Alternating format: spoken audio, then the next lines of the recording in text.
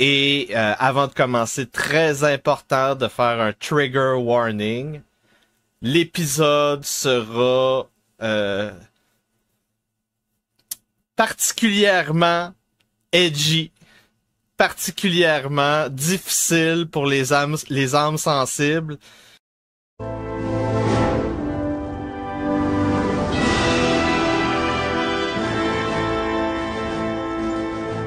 The Bible proves that the Jewish people are the most unique people on the face of the earth. They are a chosen people. They are a covenant people. They are a cherished people. They are the apple of God's eye. Every year, the United States provides roughly $3 billion in military assistance to Israel. The benefit we get from that, the Mossad, the intelligence resources. You look at Iran, where they knew where every anti-aircraft weapon was, every military leader, every IRGC leader. That benefit, if America tried to replicate that intelligence network, it would cost us tens of billions of dollars.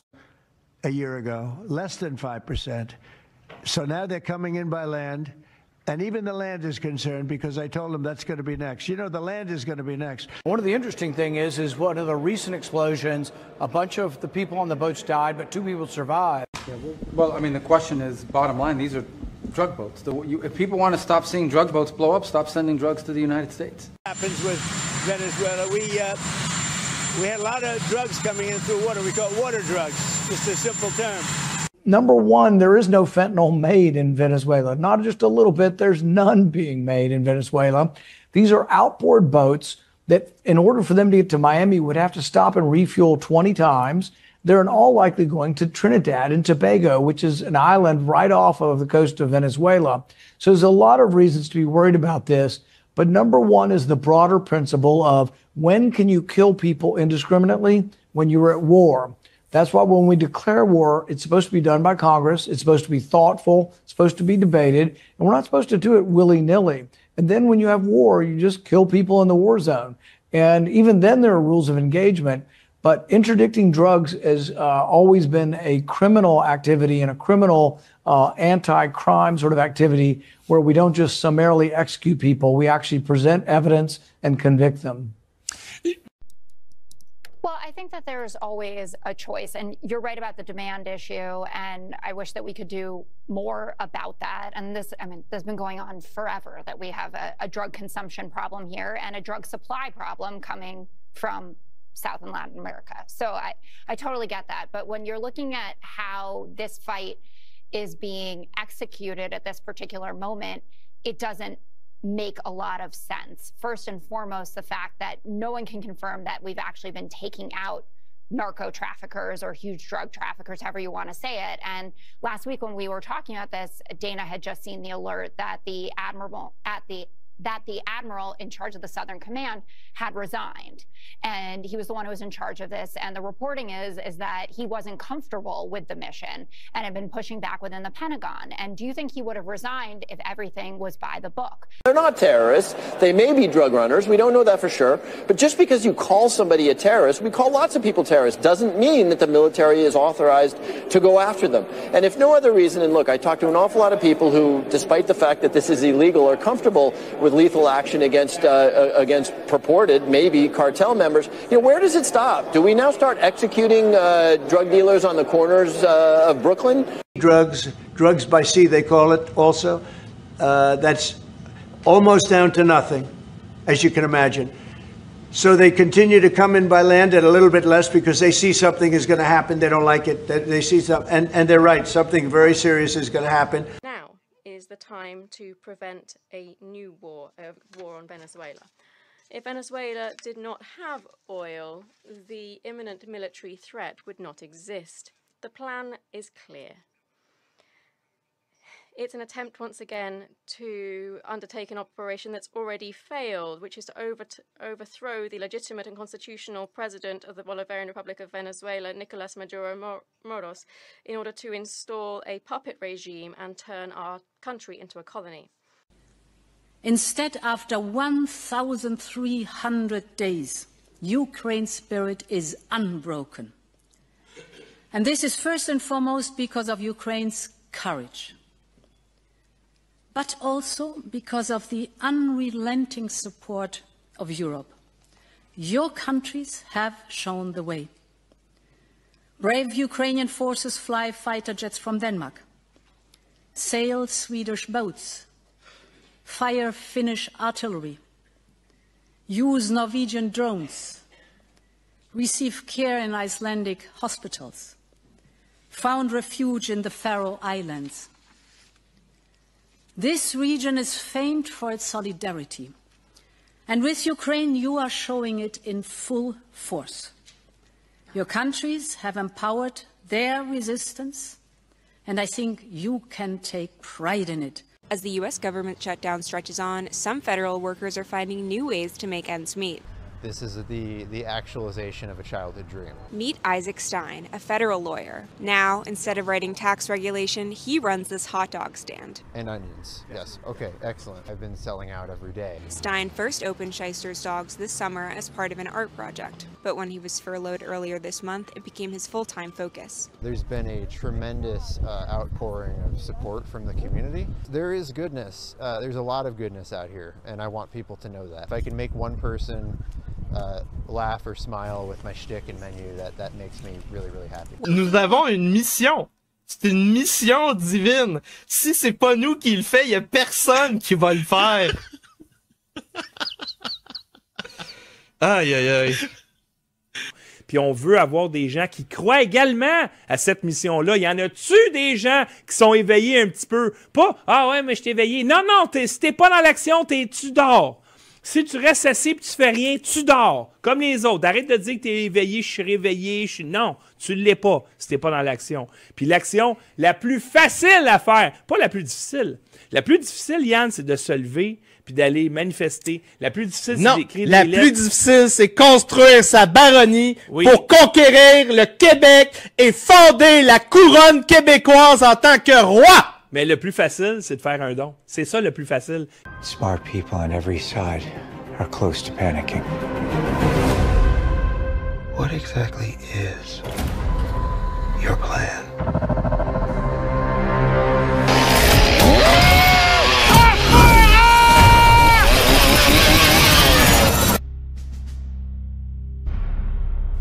Vous êtes en direct d'un podcast avec les deux personnes les plus bannées du Québec.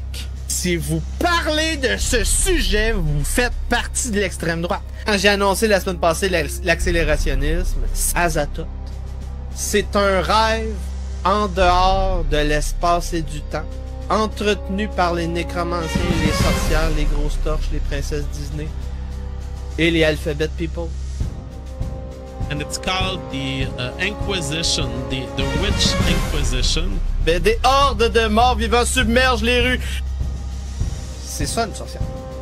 C'est un cercle de sorcellerie niveau quand même 15. Quand on est rendu à faire des assassinats terroristes, c'est niveau 15. So we're restoring witch hunts and we're pursuing evil and chasing it out of the earth, chasing it out and identifying it, exposing it. Do you think that a land invasion of Venezuela is possible and imminent? El gobierno de Estados Unidos decide mandar a la CIA para Venezuela. ¿De ahí vieron la noticia?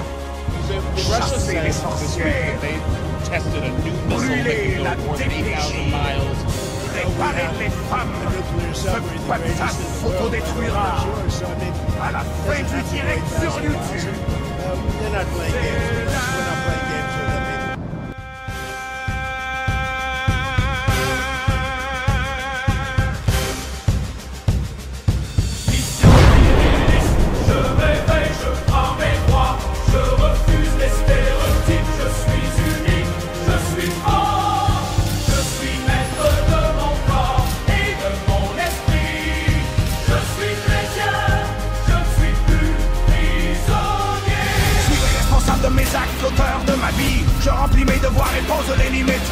Je suis engagé dans ma communauté et je suis le baron inquisiteur, bâtissant une baronnie et une nouvelle inquisition.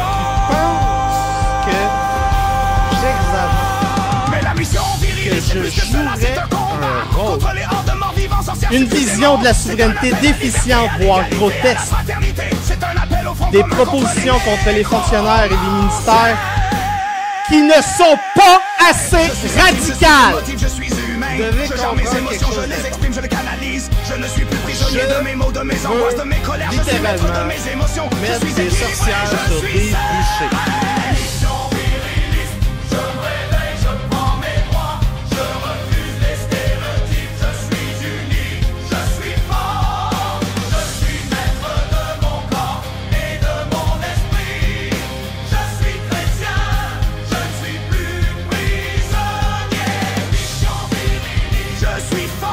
En tant qu'acteur du narratif du rodisme débridé, j'agis comme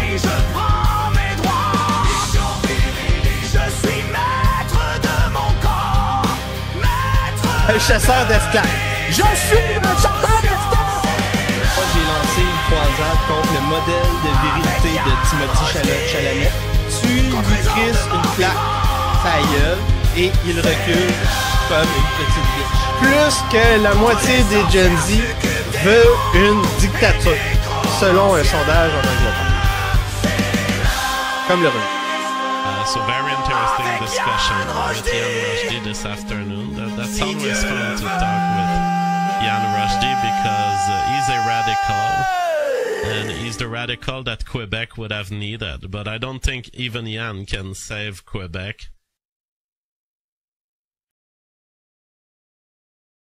Bonsoir tout le monde et bienvenue en direct de la Mission Viriliste, épisode du 31 octobre 2025, la doctrine Monroe. Ce soir, nous plongeons dans un univers où l'horreur cosmique rencontre la politique contemporaine dans un spectacle qui prend à ouvrir les portes de vos pires cauchemars. Le podcast s'autodétruira à la fin du direct sur YouTube. Venez nous rejoindre, combattre la censure sur Rumble, Substack, yanrojdi.com et TikTok. On a eu une bonne semaine sur TikTok avec la double invasion la semaine passée. Aujourd'hui, les manchettes de la Troisième Guerre mondiale. Visite sur les fronts ukrainiens, iraniens, vénézuéliens et taïwanais. Les sorcières de la semaine météo-covidienne, si vous envoyez des super chats.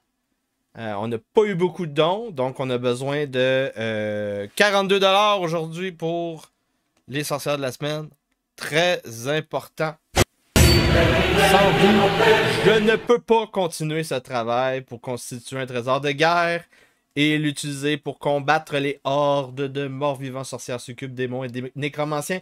Mercredi prochain, je ne peux pas aller à Montréal. Mais, je vous fais un deal. On débriefe. On fait un débrief de la dernière entrevue de Paul Saint-Pierre Plamondon dimanche. Et je vous fais la guérilla X aussi mercredi prochain pour le 200$. Donc, je vous fais 2 podcasts au lieu de juste un chez Lux Media. C'est le deal. Le nouveau contrat viriliste, évidemment, 150 pour la matinale du glaive les matinales du glaive ensanglanté et 100 pour la première, une invasion TikTok en plus que je pourrais faire dimanche aussi. Donc, dimanche, on aurait un double podcast après le méchoui. Parce que oui, demain, c'est le méchoui. Dernière chance d'envoyer un courriel, yann.rojdi, à commercialgmail.com pour pouvoir venir chez nous et manger du porc. Manger du porc pour combattre la Société des sorcières au Québec. Très important. 2 petites secondes, j'enlève ça. Après ça, il faut rappeler aux gens à la maison que le podcast sera dans la section payante à la fin du direct. Vous allez devoir vous abonner 5$ par mois, un café par mois sur yanrojdi.com, sur yanrojdi.substack.com, ici dans la section podcast. Et vous pouvez aussi vous abonner sur YouTube, malgré que je ne peux pas vous donner d'abonnement sur YouTube, moi. Je peux pas vous... Donc, si vous me payez d'une autre manière, je ne peux pas vous donner accès sur YouTube, malheureusement. Mais anyway, sur YouTube, le contenu est fortement censuré. Il y a toujours des extraits que YouTube me demande de couper. Donc, si vous voulez les vrais podcasts, vous devez venir ici. Moi, je vous recommande d'essayer de trouver un moyen que votre ordinateur ou un disque dur soit connecté sur votre TV pour que vous puissiez regarder un site internet en direct sur la télé. Je sais pas. En tout cas, très important. mettez un like aussi. Très important de mettre un like. Donc aujourd'hui, la doctrine Monroe. La doctrine Monroe, c'est le nom d'un président. Le nom d'un président, James Monroe. A fait c'est sa 7e allocution au Congrès, 2 décembre 1823. Donc ça fait plus de 2 siècles. 202 ans. L'idée, c'est que tu regardes un globe terrestre. Évidemment, il y a comme un prérequis. Le prérequis, c'est que tu crois que on vit sur une planète qui est un globe, un géode. C'est ça, un géode? En tout cas, une genre quelque chose qui ressemble à une sphère. Si vous refusez ça, si vous êtes contre ça, évidemment, ça remet en question la doctrine Monroe. Donc, l'idée, c'est que c'est plus facile, premièrement, de projeter de la distance quand tu es un empire à courte distance. Ensuite de ça, tu veux éviter les montagnes. Tu veux éviter les océans. Si tu es capable, tu veux même éviter de traverser un fleuve. Ça peut être trop compliqué. Et l'idée, c'est que donc, si tu suis le littoral américain, ça se rend en Alaska, ça se rend au passage du Nord-Ouest, ça se rend au Groenland, ça se rend en Argentine, ça se rend en Panama. C'est ça la doctrine Monroe. Donc, regarder la géographie puis se dire, ouais, peut-être qu'on devrait se concentrer là et arrêter d'aller à l'autre bout de la planète pour éviter de se faire manipuler par les autres empires des régions éloignées. Parce que ça, c'est un autre truc qui vient avec l'éloignement géographique. L'éloignement géographique vient avec l'éloignement du langage religieux, culturel. Donc, tu comprends mal les intentions. Les commandants, les chefs vont mal négocier, vont faire des erreurs de débutants. Et ça, c'est diplomatie, négocier le terrain, le climat, négocier la population. Et j'ai tellement lu de livres d'histoire que je peux vous donner des dizaines d'exemples. Donc, la doctrine Monroe, c'était quelque chose qui était important. C'est une des raisons pourquoi il faut que le Congrès reconnaisse une guerre. Et donc, on découvre que Trump veut... il dit pas que c'est une guerre. Il dit qu'il combat des narcos. Parce que, officiellement, on n'est pas en guerre. Mais c'est la doctrine Monroe. Donc, on utilise présentement tout en dehors de la guerre. Ça s'appelle la guerre hybride, le Unrestricted Warfare. Et ça implique aussi envoyer de l'argent à Javier Milei pour qu'il reste au pouvoir. Ça a coûté donc 20 milliards pour être certain que Milei gagne sa réélection. Et c'est un bon bail-out. Du point de vue de la doctrine Monroe, c'est moins pire envoyer un trésor, un tribut, que d'avoir envoyé des commandos. Essayer de faire une frappe de décapitation qui commence aujourd'hui. C'est pour ça que j'ai commencé l'émission plus tôt. Parce que oui, c'est un breaking news, mesdames et messieurs.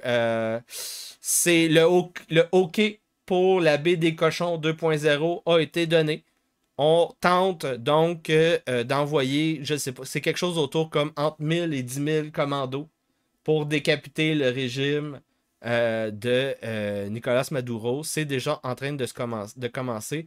Donc, la théorie derrière la gunboat diplomatie de l'empereur Trump, c'est ça. La réingénierie hémisphérique par le Venezuela, c'est bel et bien la doctrine Monroe. Et ça commence donc avec Maduro. Ça commence avec Maduro en 2025. Donc, Founding Father James Monroe to William McKinley. En passant par Theodore Roosevelt. Donc, Trump qui fait renaître un peu ce courant-là pour évidemment pour que le complexe militaro-industriel américain puisse continuer à avoir ses guerres et qu'on puisse essayer d'éviter que les Chinois et les Russes développent ce potentiel pétrolier. Parce que oui, il y a bel et bien eu des achats de raffineries chinoises dans les Caraïbes pour commencer à développer ça. Et les Américains n'ont pas aimé ça. En tout cas, Donc, c'est une thèse de non-entanglement au niveau des régions comme l'Europe, le Moyen-Orient, l'Afrique, l'Asie, même Taïwan. Oui, même Taïwan sera abandonné, mesdames et messieurs. Il y a une autre entité qui va prendre le relais. Donc, on a un petit scoop plus tard dans l'émission. Donc, grosse nouvelle aussi. Donc, ça, c'est en date d'hier. En date d'hier soir. Confirmation que tout le haut commandement américain vit 24 heures sur 24, 7 jours sur 7, en base militaire maintenant. Donc, c'est véritablement la guerre. Ça veut dire qu'ils ont peur de commandos en zone urbaine. Ils ont peur d'attentats terroristes. Ils ont peur de false flag. Donc, ça veut dire qu'ils sont tout le temps sécurisés. On est rendu là. On est rendu là. Donc, ça, c'est un scoop de The Atlantic. Qu'est-ce qu'on a d'autre ici? Donc, Trump qui est parti en petite tournée diplomatique qui a servi à rien. Il n'est même pas sorti au Qatar de son avion. Il a fallu que... il n'est même pas sorti de son avion donné par le Qatar. Le Qatar, il a donné l'avion, il n'a pas voulu sortir. Et là, donc, le boss du Qatar, l'émir, il est rentré dans son avion, dans son ex-avion. Il est allé voir la nouvelle première ministre, MAGA japonaise. MAGA sioniste. Hein. MAGA, non, ben, je ne sais pas si elle est sioniste. Je pense que oui, mais je ne veux pas vous induire en erreur. Mais elle est au moins censée être MAGA. MAGA, donc néoconservatrice. Très important. Ensuite de ça, Trump subit des revers au niveau des tarifs. Donc, on a le Sénat qui a fait 2 votes pour annuler, premièrement ici, résolution pour terminer, mettre fin aux tarifs globaux. Ça, c'était donc les tarifs globaux indiscriminés. Ça, c'est les tarifs du Brésil. Donc, deux votes sur les tarifs qui ont été perdus au Sénat, très important. Ensuite de ça, Xavier Moreau résume le plus grand retour de flamme géopolitique du siècle. Les sanctions de Washington ont accéléré la dédollarisation de 20 ans en 3 ans. Donc, si on est accélérationniste comme moi, les tarifs ont mis le feu à ce baril de poudre d'une guerre mondiale qui est véritablement en train de partir. Les États-Unis aveugles, plus aucun œil sur les transactions. 95% du commerce Chine-Russie se fait déjà en monnaie nationale. Les méthaniers russes livrent en Chine tranquillement. Et j'ai des images. Donc, hyper-industrialisation russe, montée du yuan, émergence d'un commerce mondial hors contrôle américain. Donc, on est rendu à 1 mois de shutdown du gouvernement. Et les sorcières sont en voie de paniquer. Donc, les contrôleurs aériens sont plus payés. Les soldats à l'étranger sont plus payés. Le gouvernement allemand qui paye les soldats européens présentement. Littéralement. Les coupons alimentaires, les bons alimentaires sont plus payés. Donc, c'est merveilleux. Ça va être un bel hiver. Un beau Noël, sérieusement. Au niveau de l'intelligence artificielle, c'est une croissance qui explose. Donc, présentement, on remplace des humains par des esclaves et des processeurs de graphiques pour faire des LLM, des intelligences artificielles XYZ. Donc, 5400 data centers aux États-Unis, plus que tous les autres pays de la planète ensemble. Le deuxième, c'est l'Allemagne, 500. Donc, on en a 10 fois plus aux États-Unis. Donc, c'est un gros pari par les Américains de tout miser comme ça au niveau des intelligences artificielles. Je ne sais pas. Moi, je pense que c'est une bulle. J'ai de la misère à y croire. Moi, j'ai comme l'impression que il y a beaucoup de ces data centers qui vont servir à rien. J'ai l'impression, mais je ne suis pas certain. Je ne peux pas le dire. Je ne sais pas. Au niveau des marchés des bons, donc ça va pas bien. Ça va pas bien au niveau des marchés des bons. Negative Yielding Bonds, la valeur de ça a baissé à 28 milliards en octobre, le plus bas en 11 ans. Donc, c'est comparable à après la crise de 2008-2009. Donc ça va pas bien au niveau des bons du Trésor. Les banques centrales achètent un record historique d'or présentement. Donc ce n'est pas un sentiment que le prix de l'or est en train d'augmenter. C'est véritablement une montée. Et c'est pas vraiment une montée de l'or. Il faut qu'on le répète. Je ne suis pas conseiller financier, mais c'est pas vraiment une montée de l'or. C'est une baisse de la valeur des monnaies fiat. En premier, le dollar américain. Très important à comprendre. La Chine constitue le plus gigantesque stock d'or de son histoire multimillénaire que recommandent les débiles profonds qui tiennent le pouvoir en France de vendre entièrement le nôtre, bien sûr. Et oui, les Français veulent vendre le restant d'or qu'il reste dans leur coffre. On a eu résultat des élections aux Pays-Bas. On a donc l'extrême droite de Geert Wilders qui a perdu. Défaite aux élections. Mais ça risque d'être donc très difficile, complexe de faire une coalition gouvernementale. Peter Thiel a essayé de lancer une entreprise de drones militaires et ça a crashé. Gros crash. Très dégueulasse, mais c'est comme ça que ça fonctionne. Au niveau, on est rendu en Afrique. Là, scandale électoral au Cameroun. Donc, on a ici Clément Atangana, 84 ans, président du Conseil constitutionnel, qui a été filmé en train de faire la fête électorale le soir de la victoire électorale de Paul Biya, 92 ans, à la présidentielle. Donc, petite vidéo qui est très intéressant. Donc, ça, c'est le genre de corruption qui fait République de banane. Donc, très intéressant. On voit ici. Donc, c'est ça. C'est le genre de choses qui se passent en Afrique de manière courante. Le chef du staff général... General Staff General? Pourquoi il y a 2 fois le titre général? Chief of General Staff. OK, Chief of General Staff. Le général Birhanu Jula, le chef de l'état-major éthiopien qui est en train de faire un petit discours expansionniste. L'Éthiopie, qui est un pays enclavé, voudrait essayer d'aller chercher des ports. Et là, ça me permet de faire une belle transition pour faire de la pub pour la prochaine lecture que j'ai commencée pour la semaine prochaine. La dernière paix chrétienne. Donc, le congrès de Westphalia et le congrès de Westphalia comme événement baroque. Donc, analysé à l'image, à l'aube de la perspective artistique, contextuelle, historique. Parce que dans le livre, on explique très clairement. Donc, premièrement, la guerre de 30 ans, qui est au 17e siècle, la guerre de 30 ans n'est pas un truc purement protestant catholique.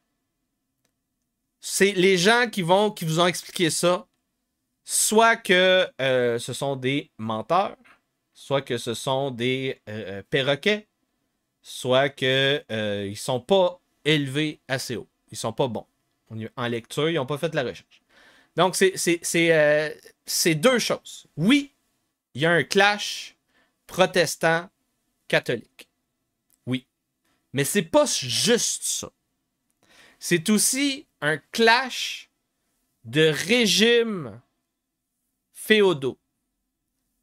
Tu as la couronne française qui a sa propre vision de la géopolitique, des pressions diplomatiques et guerrières, qui va être alliée aux Espagnols, qui va financer les Suédois, qui va faire la guerre aux protestants du Saint-Empire romain germanique.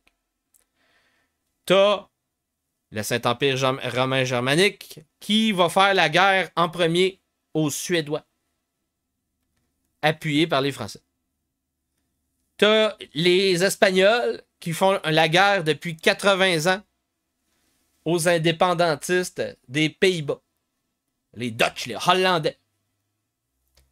Et donc, cette série de conflits protestants, catholiques et États-nations versus l'Empire. C'est pour ça que ce fut compliqué de résoudre le problème. Et la raison pourquoi les Suédois sont restés en guerre pendant tout ce temps, c'est parce que la géopolitique des Suédois du 14e siècle aller jusqu'à 18e siècle, pendant 4 siècles, ce fut de contrôler l'océan Baltique pour pouvoir instaurer des tarifs douaniers dans tous les ports. Et donc, qu'est-ce qu'ici le général éthiopien nous dit? C'est il veut remettre en question c'est qui a accès aux ports dans la région de la côte africaine. Très important, là. C'est très important. On peut, en regardant ça, on peut voir qu'il y a peut-être probablement un conflit qui se prépare. Un conflit qui se prépare. Ça se peut très bien que le gars soit armé, appuyé par les intérêts américains. Quand on regarde la carte, qu'est-ce qu'il y a autour de l'Éthiopie? Donc, il y a Djibouti. Ça, c'est un énorme port où il y a les Chinois et les Américains, un à côté de l'autre. Je pense qu'il y a même les Russes. Je pense qu'il y a les 3 à Djibouti. Tu as le Yémen en face. Érythrée. On voit ici qu'il y a beaucoup de littoral. Évidemment, les pirates somaliens qui sont très indépendants. Éthiopie, Somalie, Kenya, là, c'est très indépendant. Très peu colonisé. Éthiopie, Somalie, là, très peu colonisé dans l'histoire. Il y a très peu de pays sur la planète qui peuvent revendiquer ça. Donc, il se prépare de quoi? Il se prépare de quoi? On sait qu'il y a les histoires aussi d'un petit génocide de chrétiens au Soudan. On le sait qu'il y a les histoires de barrages hydroélectriques le long du Nil qui s'en va jusqu'au Sud-Soudan. Très important aussi.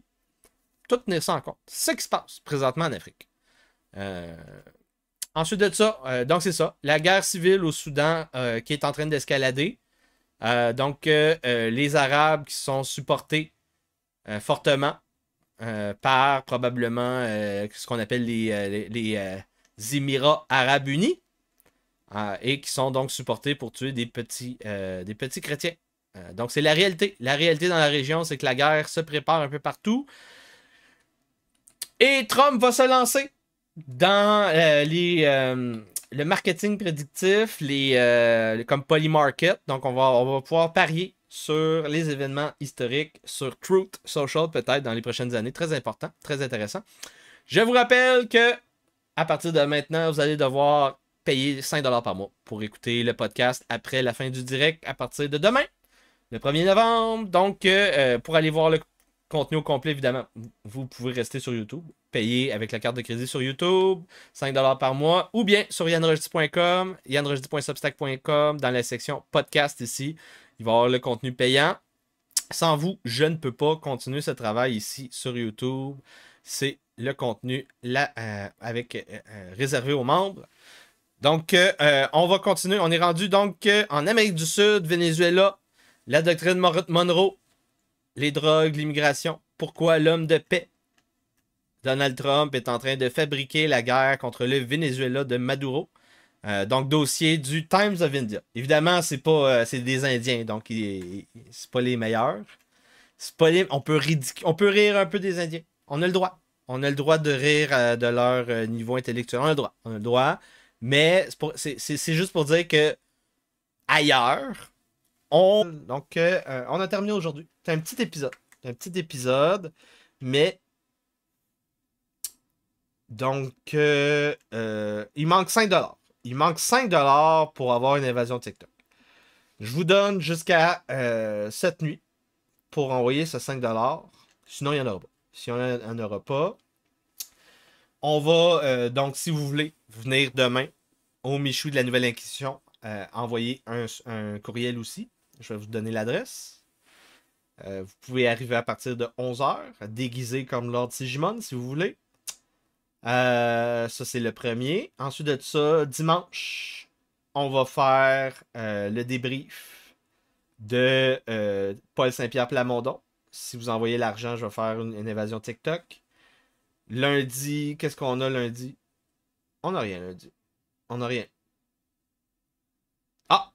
Lord Sigimon qui vient de répondre à l'appel. C'est fait. Ici.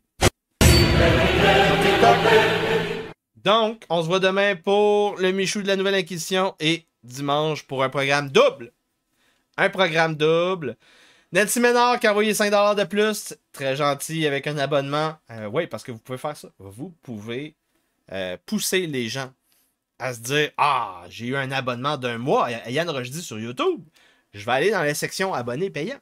Et je vais aller consulter, par exemple, la série de 5 podcasts. Hein, la série de 5 podcasts sur la beauté et la terreur.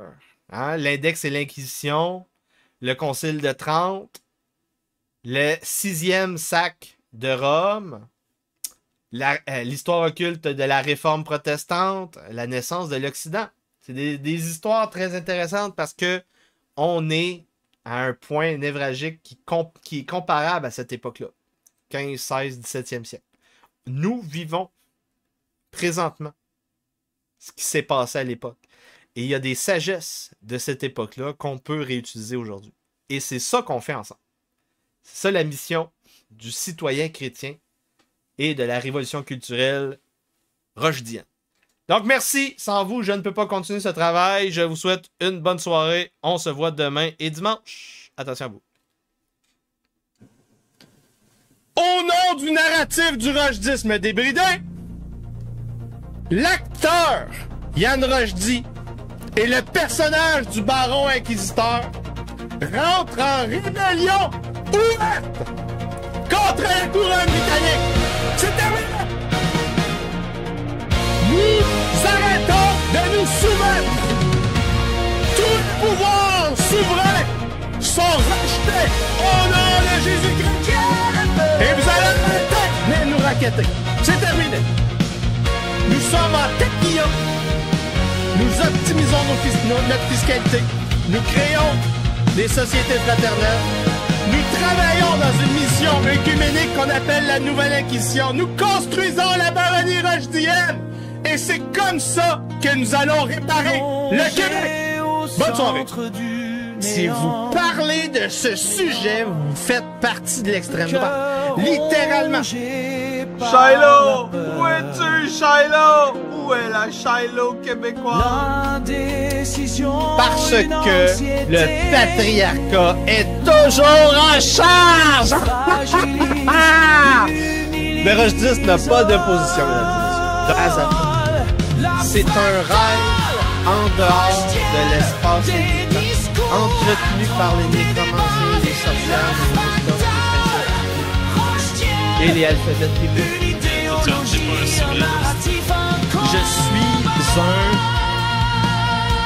un sécessionniste américain. Tu utilises la souffrance du tiers-monde pour des rangs de sales gauchistes.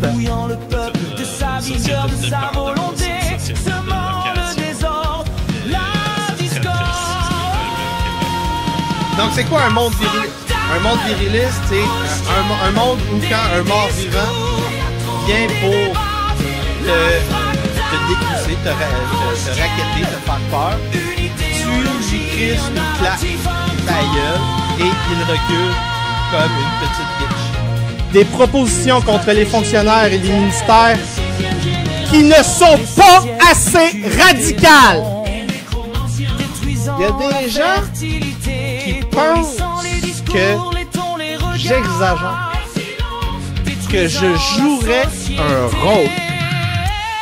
Vous devez comprendre quelque chose d'important. Je veux littéralement mettre des sorcières sur des bûchers.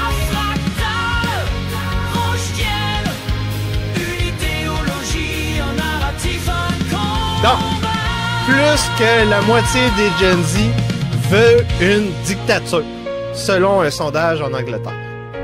C'est en plein Comme le cœur de ce néant qu'a lieu l'éveil du héros. Canada!